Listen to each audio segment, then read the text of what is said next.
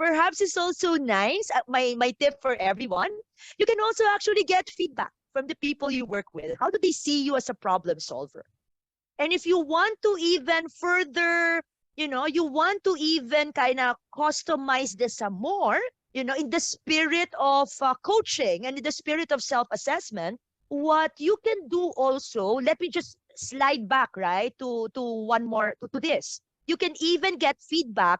How do perhaps you see yourself when it comes to problem identification, to idea generation, to idea selection, and the four is like idea implementation. You build, you test the idea, and then the evaluation. So you can actually cut it up some more. So thank you, and thank you also. Yeah. So the others, thank you. Yes, refresh. Thanks. Thanks, everyone. All right. Then I can move on. All right. So thank you. Now, so about 7.3, that's very good raw material to work on. And yes, I can, yeah. So there's actually a continuum that everybody might want to consider. We call this our problem-solving continuum. And this is where we see the involvement of, different, you might say different styles, okay?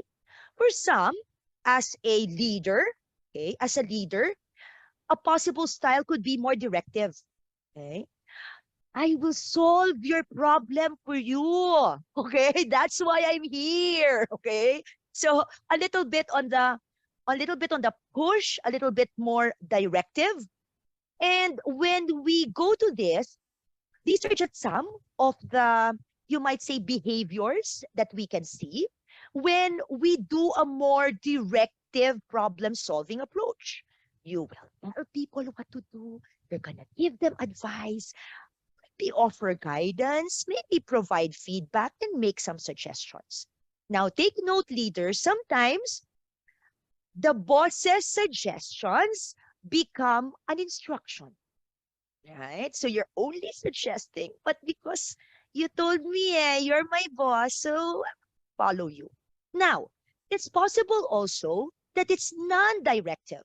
What do we mean by non-directive? Instead of solving the problems for them, you help someone solve their own problem. And obviously, what would be now the key skills here? Asking questions, maybe summarizing, let me reflect, let me paraphrase, and really listening to understand.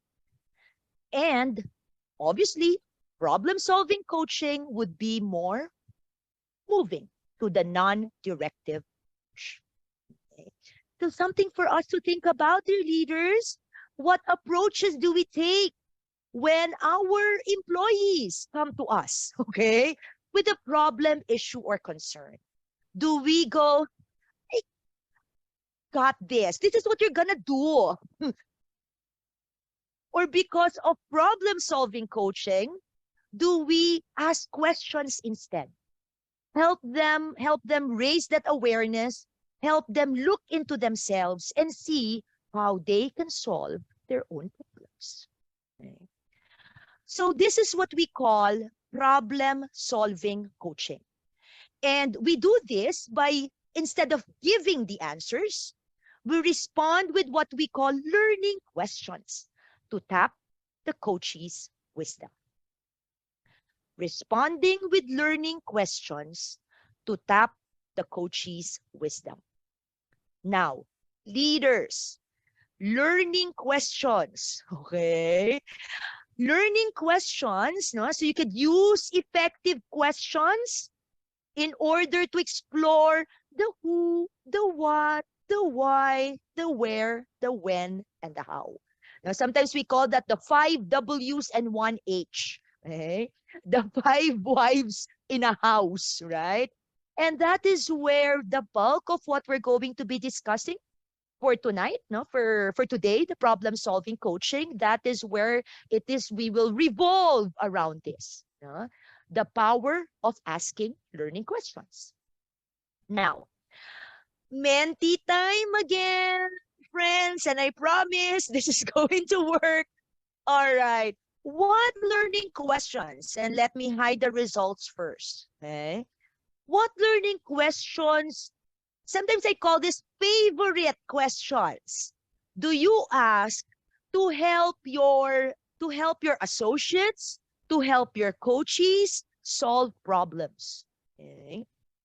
What questions, okay? What questions would you usually um ask to help your coaches solve their problems?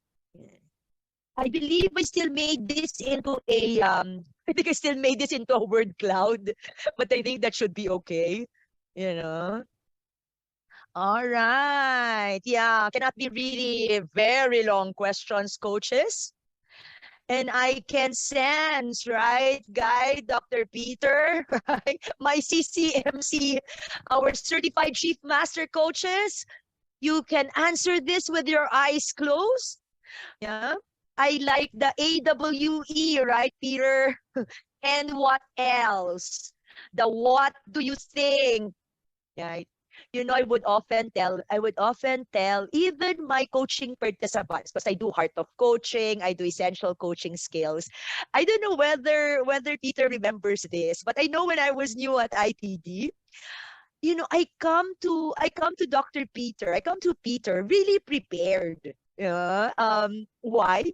Because I know one of his questions. So, Serely, what do you think?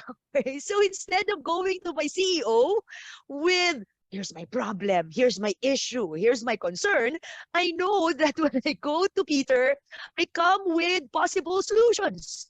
So I thought about it, and somehow it would just be to validate, it will just be to clarify, etc., etc. Right. So I thought I will share that feedback to Peter as well. Thank you for that, Coach. I'm so blessed to be coached by the world's world's best executive coach. Thank you, Dr. Peter. So wow, quite a lot, folks. If I were you, yeah. So something for us. We can already compile, Guy, a whole list of learning questions just from here. Help me understand what impact can you bring. I like this. Why you cannot do it now? Okay, I'll come back to that, friend. Okay, what is the challenge? What might do? Okay, what might why? What's your plan, BCD? What impact can you bring? I'd love to learn more. One time, have a, I have also a participant who mentioned, right? Sometimes they're learning questions. There's not even a question. I just go, mm-hmm. You get me, ah? Long pause, okay? So, so you can see the coach here. Oh, yeah, sometimes already sweating. Okay, what does the mean? So, my dear coaches and leaders who are here, be careful also of your nonverbals. Sometimes it's not the question. Sometimes it's also how it was delivered. Particularly in a coaching scenario where we really want to make sure that our coaches feel psychologically safe, where we want to make sure that in a coaching conversation they don't feel defensive or they have to justify, etc., because all the more they might just give us answers that they think we want to hear, instead of really opening up and sharing with us in the spirit of transparency what's happening and what is going on in their minds. Okay. So the what have you tried? What are the options? Tell me more. What do you think? Why do you think this is important? How can I support you? Those are the ones that come up on the screen. Breathe. Okay. Good, good, good. Learning. So we can also, all right. Yeah, Alan, great rating. All right. Thank you. So at this point, perfect timing. All right. Perfect timing. I want to be able now to share with all of you. All right. I'll move on to the next slide if that is okay. But I like what I'm seeing, even the I'm available for you. How can I help you? How can I support you? You know. By the way, just before I go to my next slide, Do you know the difference between how can I help you and how can I support you? Mm. Right? How can I help you? How can I support you? Sometimes can use interchangeably, right? Depends, right? Yeah, maybe on the chat box or anyone wants to unmute, right? Yeah, Emil says one is non-directive. Okay. Help could be directive, Hope. Chris says yes. Jelly feelings. Help, lend a hand. Okay. So maybe my question to everybody, between H, how can I help you? And S, how can I support you? Which one, which one do you use when you want that is the coachee who's actually going to do the work? Is it H or S? Right? The coachee will be the one doing the work. Quite a number. Yes, yes, yes, yes, yes. How can I support you with letting him do the work, Jaywon? Yes, yeah. I saw the other comments. Would you agree, coaches, right? The support. Thanks, Hershey, Madeline, Michelle, Mike. The S, they're gonna do the work, right? I'm just here to support, honey. Okay, I'm here for you. But sometimes the how can I help, it means we're involved. Huh? We're not saying you're going to help to totally solve the problems for them, but you're gonna solve the problems for them, rather than support. So I thought it might be valuable to have that as perspective. Okay. Thank you so much. All right. So what makes a great question?